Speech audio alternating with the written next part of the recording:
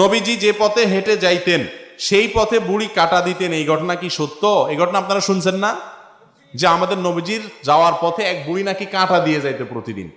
একদিন দেখে যে কাঁটা নাই, তো নবীজি চিন্তা করছেন কাঁটা নাই কেন, সাল্লাল্লাহু আলাইহি সাল্লাম তখন সে বুড়ির খবর নিতে গেছে, দেখে বুড়ি অসুস্থ। এই গল্প শুনছেন না আপনারা?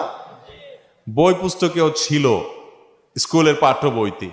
এই গল্পটা একটা ভুয়া গল্প, এটার কোনো অস্তিত্ব নাই, চলে আসছে। অনেক গল্পই এরকম লোকমুখে চলে আসে, কোনো হাদিসে এটার কোনো রেফারেন্স খুঁজে পাওয়া যায় না, বিশ্বস্ত কোনো ঘটনা নাই। সাদ্দাদের ঘটনা কি সত্য? এটাও ওই টাইপের ঘটনা। সাদ্দাদ একটা বেহেশত বানাইছে, শুনছেন না ছোটবেলা থেকে? এগুলো আসে কোনো হাদিস থেকে খুঁজে পাওয়া। আপনারা বলবেন তাহলে আসছে কোত্থেকে? আচ্ছা, খেতে আপনারা যখন ধান লাগান, শুধু ধান গাছ হয় না, সাথে আগাছাও হয়? আগাছাও হয় না? আপনি শুধু ধান গাছটা রেখে দেন আর আগাছাটা উঠাইয়া ফালাইয়া দেন। এই জন্য সঠিক কথার সাথে সাথে কিছু ভুল কথাও